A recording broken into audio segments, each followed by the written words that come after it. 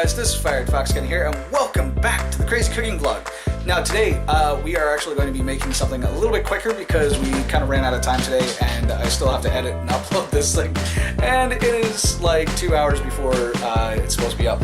So I really apologize for the late delay, but yeah, this one will be fairly quick, and it'll be a little bit of a taste of what's to come with the new series, the quick fixes. So. Today we're actually going to be making a dessert, which is a supposedly no-bake recipe for avalanche cookies, which I found on Pinterest. And even though we do have to kind of cook something. So, without further ado, I'll show you what we're actually doing. So, what you're actually going to need is some chocolate chip cookie, or chocolate chips, or what they actually suggest is chocolate. Yeah, we've got two. You're going to need a pound of chocolate chips, or chocolate wafers, or meltable chocolate, which is the reason why I said that we are actually still cooking something. So I'm not entirely sure why they would call it non-cooked, but anyways, you also need a cup of peanut butter, or your favorite hypoallergenic peanut butter spread, or non-peanut butter spread, whatever the heck it's called. Marshmallows, so you're going to need about 1.5 cups of marshmallows, and was it 1.5 cups of this stuff too? Or no, how many marshmallows was it? Was it 1.5 cups? It was 1.5 cups of marshmallows and 2 cups of this stuff, which is Rice Krispies, but it's not a sponsor. It's just whatever those things are. They're puffed rice. So. The other thing that you can do is use any kind of rice treat, like puffed rice cereal, or I was actually thinking about using Cheerios. So pretty much anything that is small and semi-flavorless, to use this, because you don't want to put too much extra sugar into something that's going to be super sugary anyways. Because we've got the sugary chocolate chips, we've got the chocolate chips, we've got the. Well, yeah, these ones are going to be semi-sweet, but I'll show you what I'm actually going to be doing with these in a second, just to melt them. And you've got your sugary marshmallows as well, which is going to put the sugar content like through the roof. But basically, what we're going to be doing with these is I've got this little rig set up over here. So what we've got is a bowl that is over top, that's really hot, of a strainer over top of water. So what we're actually doing is we're placing the bowl inside of here and basically making a fondue for the most part. So here, I'm gonna move this. Actually, do you guys want to do that then? I want to do that. You want to do the camera? Okay. So we're going to take these containers. What? You got the one, I'll put the other. Oops. Maybe you should have done both. Well, don't put your hands over the... Yeah, and try not to put your hands over the steam, because it will create a big issue. Yeah, I did. Ow! Oops. I need to move these out of the way. And if you drop a couple, that's not a problem. Oh, but you can see, we have a dog. Yeah, we have a dog, so we don't want to be feeding chocolate to a dog. But if you can see, those chocolate chips are already starting to melt like crazy. I was hoping that wouldn't happen, but we've got our bowl of chocolate chips. We're just going to leave that there for now, while we set up the rest of the stuff. We're using all of these just because it said, ow. Yeah, be careful with the steam, because the steam is like super, super hot. So, you're gonna leave that sitting for a little bit. Leave that over there. Leave this sitting up over here like this. Be careful of the steam. I put it on the back burner so that hopefully nobody puts their hand in it. But yeah. You just let that sit like that for until basically all the chocolate chips are melted, and then we'll show you what to do with them after. We're going to need a measuring cup so that you can actually measure out the marshmallows and the Rice Krispies. So you can do the Rice Krispies, I'll do the marshmallows. You chill out here. Oh my god. Alright, I had to go and get new marshmallows because my old ones went hard. But marshmallows, even if they do go hard, they're not bad. So we got 2 cups. I'm not even gonna really care that much about measuring. That's gonna be 2 cups for me. That's yeah. Never mind. We don't need 2 cups. Now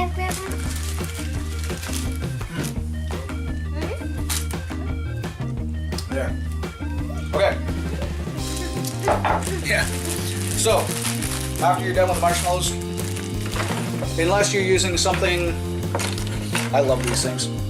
They're little clips. And all you gotta do, they're kitchen clips. And you just snap that on there, and it keeps it as fresh as possible. And that goes up there.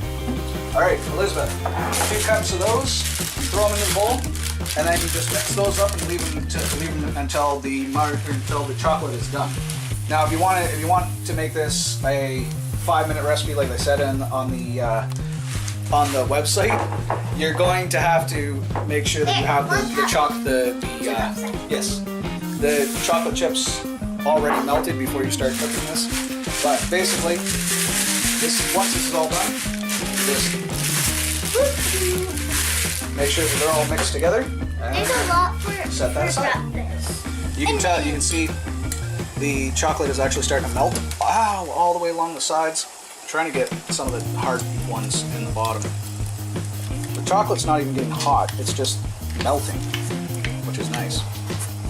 And you can see that all the chocolate is starting to melt real good. On the camera, it looks so good. There we go. It looks like it's all I'm gonna put that back on, and we will be back to do the rest of this as soon as that is melted completely. So, and I'll let you know how long it actually takes to finish melting that entire thing. So, we'll be back. Okay. All right. So the chocolate is all done. If you want to take a look, it's actually super goopy, and that took about 25 minutes. So just to warn you guys, if you are doing, ow, that's hot, that's super hot. If you are going to be doing this, just keep in mind that you need to have this set and ready before you start.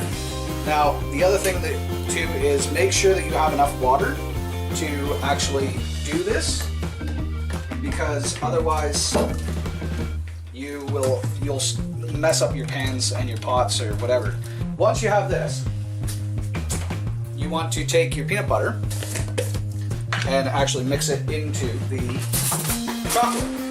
So that it'll both melt together. We want 1 cup, so I'm going to do 3 heaping tablespoons. They say to use smooth peanut butter. I generally don't care for smooth peanut butter, so I want the extra crunch in this one. So I'm going to put in the crunchy peanut butter. I'm going to use crunchy peanut butter. So we're going to have like peanut chunks in it as well, which is going to make it even more crispy, crunchy, and delicious. All right, so we'll get that in there, and we just mix it around until it's smooth.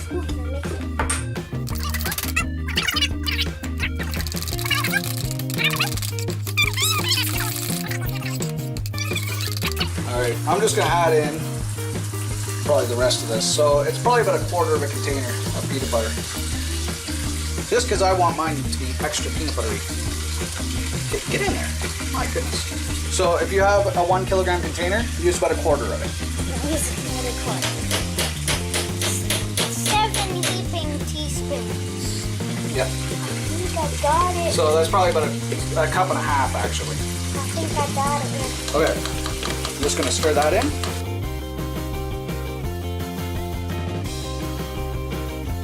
Oh, and the other thing that I'm not sure if I mentioned either was that they actually suggested to use white chocolate instead of dark chocolate.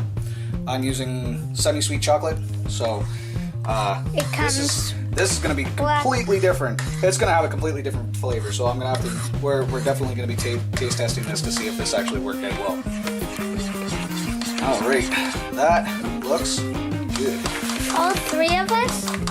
Yep. So, Okay. when you're done with that, you bring it over here and you just pour it straight into the cereal. The big, huge bowl of whatever. Pour it, whoops. Uh-oh. Don't drop your bowl into it. Like that. That was That's a mess. funny. Oh my goodness. Disaster. Okay. Now I'm really going to be covered in chocolate and stuff. Try and scrape your bowl as much as possible. Get all of that in there. And then I'm gonna wash my hands real quick, just rinse them off because I'm caked in peanut butter and chocolate And whatever. and everything else. And bowl. Then I grab my trusty mixing spoon. That was in a couple last videos. Because I cook with this thing all the time. And you just want to mix all this together. It sounds funny. That looks so good. And it sounds funny. There we go. Now it's all mixed. When that's all mixed together, This doesn't look like We actually what might it want- looks like in the picture. no. We actually might want to get just a little bit more because I think we used a little bit too much chocolate. So we might want to get just a couple more marshmallows and some more Rice Krispies. Okay, Just to kind of even this out. I'm going to add in an extra little bit of marshmallows. And the funniest part about it is I think I only used an extra half a pound, not even, it wasn't even a half pound of marshmallows or of chocolate. And we'll just add this much more Rice Krispies. Mix that in. Yep, that should be good. Yeah, now that looks like the That stuff. it looks like Halloween, doesn't it? Yeah. So basically I kind of made a double batch for the most part. It does that.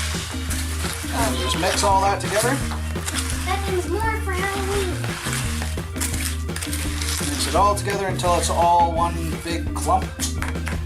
And then make it harder inside the fridge. So, once you have all that, what they actually suggest to do is to take this and spoon it out into a pan, or well, a non-stick pan.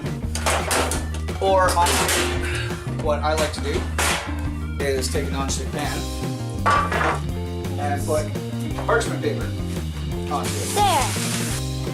and then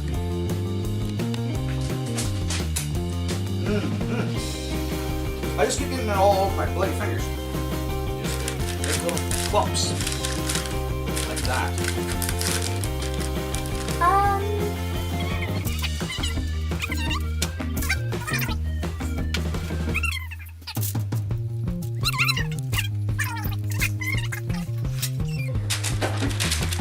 Just make them whatever size you want. I'm just kind of throwing these on real quick so we can get at least one batch into the fridge.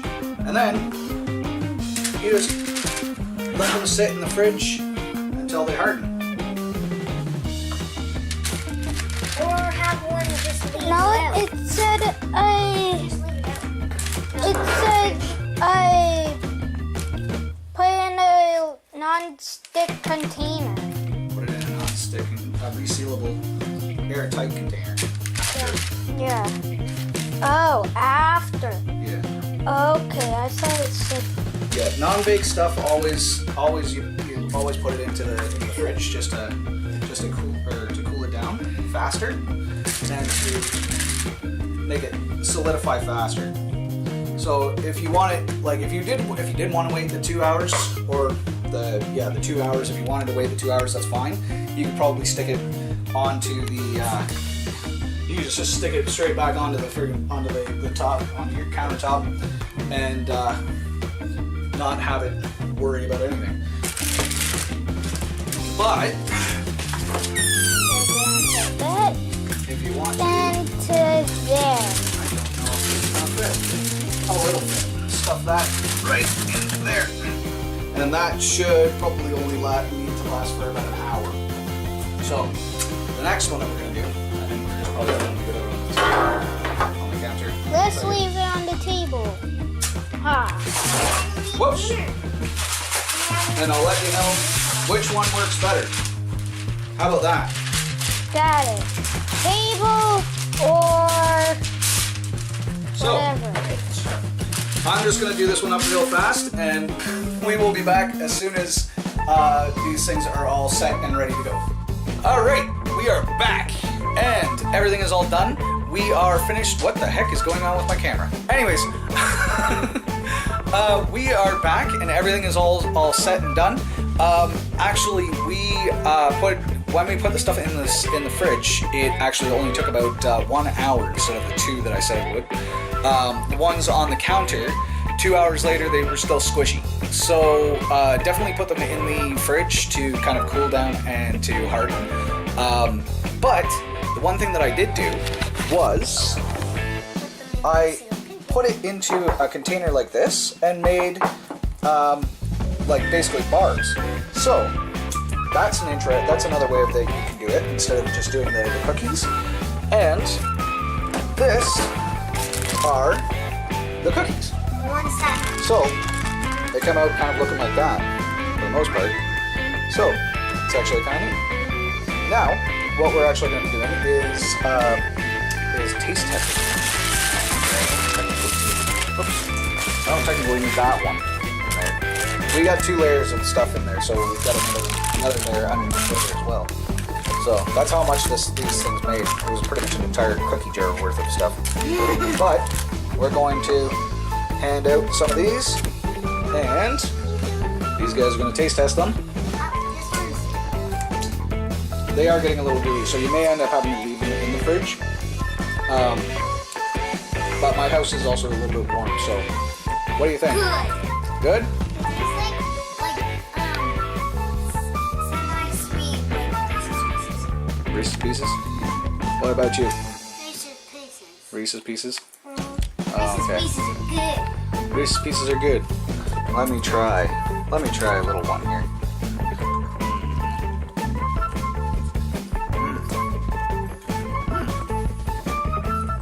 Those are yummy. Look at that. You got the marshmallow and everything all in there. And I think the crunchy peanut butter actually turned out really, really well. It gives it a little extra crunch on top of the Rice Krispies.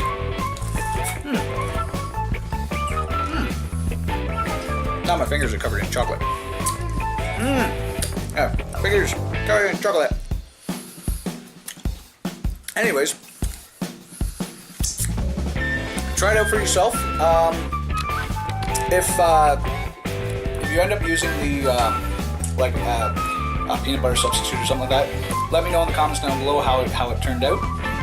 And yeah, definitely leave me some comments and let me know what you guys want to see on the channel. Give this video a like if you like this kind of stuff. And yeah, let me know if you guys wanted to see me cook anything else, or if you have any recipes that you guys actually want to see me cook. Definitely leave them in the comments down below. I'll put them into another video. But until that video, take her easy. Because we're going to be putting the cheese on top of the shepherd's pie as garnish, we're not going to be using the paprika on the top. So we're going to actually take this and put it inside.